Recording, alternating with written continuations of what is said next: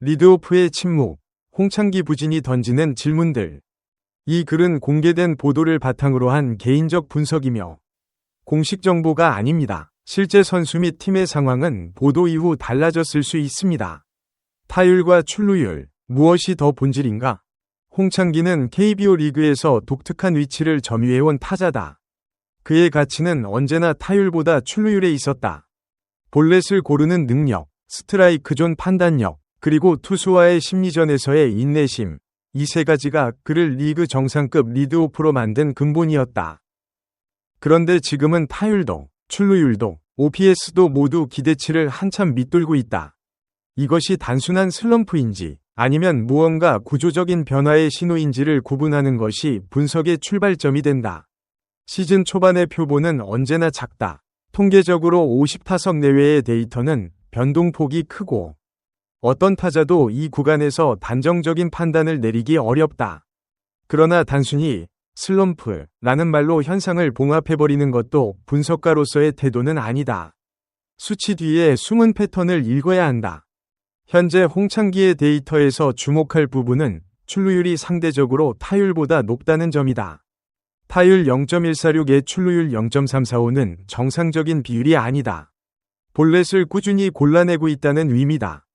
즉, 타이밍과 콘택트 능력은 흔들리고 있지만 스트라이크 존을 읽는 눈 자체는 아직 크게 망가지지 않았을 가능성이 있다. 이 미묘한 차이는 단순한 슬럼프와 기술적 퇴보를 가르는 중요한 분기점이다. 봄의 타자들, 시즌 초반 부진의 구조적 배경. KBO 리그에서 3월 말 물결표 4월 초는 타자들에게 가장 가혹한 시기 중 하나다. 이유는 복합적이다. 첫째, 기온이 낮다. 낮은 기온은 타자의 손감각과 배트 스피드에 직접적인 영향을 미친다.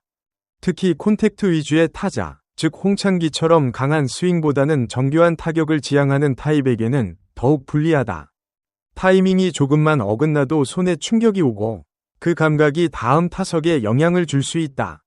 둘째, 선발 투수들의 상태다. 시즌 초반 선발진은 오프시즌을 통해 충분히 준비된 상태로 등판한다. 구종의 완성도, 제구력, 체력 모두 최고조에 가깝다. 반면 타자들은 스프링 캠프와 시범 경기의 감각을 실전에 적용하는 과도기에 놓여 있다. 셋째, 상대 배터리의 데이터 축적이다. 홍창기는 오랜 기간 KBO 리그에서 활약한 고참 타자다. 상대 배터리가 그에 대한 데이터를 충분히 보유하고 있으며 새 시즌마다 조금씩 변형된 접근법을 가져온다. 홍창기가 볼넷을 자주 골라낸다는 것은 역설적으로 상대가 그를 잡아내기 위한 공략법을 더 촘촘히 준비해온다는 의미이기도 하다. 이런 구조적 배경을 고려하면 홍창기의 초반 부진 자체는 완전히 이례적인 일이 아니다. 문제는 그 깊이와 지속 기간이다. 과거 유사 사례와의 비교, 국내 편. KBO 리그 역사에서 시즌 초반 극심한 부진을 겪은 뒤 반등에 성공한 리드오프형 타자들은 적지 않다. 가장 자주 언급되는 유형은 오랜 기간 팀의 공격 선봉 역할을 맡아온 고참 리드오프가 30대에 접어들면서 시즌 출발이 흔들리는 패턴이다. 이들의 공통점은 시즌 후반부로 갈수록 데이터가 평균으로 수렴한다는 것이다. 반등의 계기는 대개 두 가지였다. 하나는 기온 상승과 함께 신체 컨디션이 회복되면서 배트 스피드가 살아나는 경우. 다른 하나는 특정 구종이나 코스에 대한 적응이 이루어지면서 순차적으로 타격감이 올라오는 경우다. 반면 반등에 실패하거나 시즌 내내 부진이 이어진 경우도 있었다. 이 경우 공통적으로 관찰된 것은 스윙 결정 능력의 저하였다. 볼에 방망이가 나가거나 스트라이크를 지켜보는 횟수가 늘어나는 등 스트라이크 존 판단 자체가 흔들렸다. 현재 홍창기는 아직 이 단계까지는 진입하지 않은 것으로 보인다는 점이 하나의 긍정적 신호일 수 있다. 해외 사례와의 비교, 출루형 리드오프의 시즌 초반. 메이저리그에서도 유사한 패턴은 반복적으로 관찰된다. 출루율 중심의 리드오프, 이른바 온베이스 스페셜리스트 형 타자들은 타율이 낮더라도 리그 전체 흐름과 무관하게 자신만의 루틴을 유지하는 경향이 있다. 가장 비슷한 케이스로 자주 분석되는 유형은 카운트 싸움을 즐기는 스프레이 히터형 타자들이다. 이들은 타격감이 떨어질 때 볼넷으로 버티는 능력이 있기 때문에 OPS 급락보다는 타율 급락 플러스 출루율 유지라는 패턴이 자주 나타난다. 이것이 정확히 홍창기에게 지금 관찰되는 현상이다. 비교의 포인트는 다음과 같다. 출루율이 유지된다는 것은 타자가 아직 투수를 두려워하지 않는다는 신호다. 투구를 보는 눈이 살아있다는 의미다. 반면 타율과 출루율이 동반 급락하는 경우는 좀 더 심각한 국면으로 스트라이크 존 판단 자체가 무너지거나 심리적 위축이 이미 진행됐다는 신호일 수 있다. 다만 한국과 미국의 리그 환경, 타석 수, 투수 풀의 성격 등이 근본적으로 다르기 때문에 해외 사례를 직접 대입하는 것은 한계가 있다. 어디까지나 패턴의 유사성을 참고하는 수준에서 다루어야 한다. 타순 조정이라는 신호, 감독의 판단과 타자의 심리. 염경엽 감독이 홍창기를 7번 타순에 배치한 결정은 단순한 타순 변경 이상의 의미를 갖는다. 감독 입장에서 리드오프를 하위 타순으로 내리는 결정은 쉽지 않다. 팀의 공격 시스템 전체를 재편해야 하기 때문이다.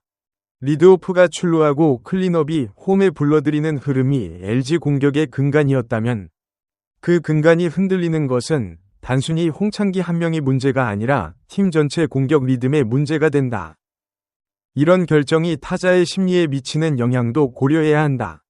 하위 타수는 심리적 압박이 다르다. 득점권 상황에서의 빅플레이 기대치가 낮아지는 대신 타자는 좀 더 자유롭게 타격에 집중할 수 있는 환경이 생긴다. 일종의 부담 해제 전략이다. 실제로 이 방식으로 타격감을 되살린 사례는 국내외에 여럿 있다. 그러나 반대 효과도 있다. 자존심이 강한 타자이거나 루틴에 민감한 타자라면 타순 변경 자체가 심리적 흔들림으로 이어질 수 있다. 홍창기가 어느 쪽 타입인지는 외부에서 정확히 알 수 없다. 다만 그의 경력을 볼 때 과거에도 수차례 감독의 결정을 묵묵히 수행해온 타자라는 점은 하나의 참고 지점이 된다. 유사점과 차이점, 비교 시 반드시 고려할 변수들. 다른 타자들의 유사 슬럼프와 비교할 때 가장 중요한 구분 지점은 다음과 같다. 첫 번째는 연령대다. 선수가 20대 중반인지 30대 초반인지에 따라 슬럼프의 성격이 근본적으로 다르다. 젊은 타자의 슬럼프는 경험 부족이나 특정 구종 적응 실패에서 비롯되는 경우가 많고 비교적 빠른 반등이 가능하다.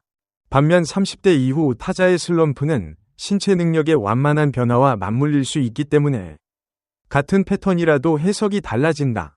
두 번째는 슬럼프 이전의 폼이다.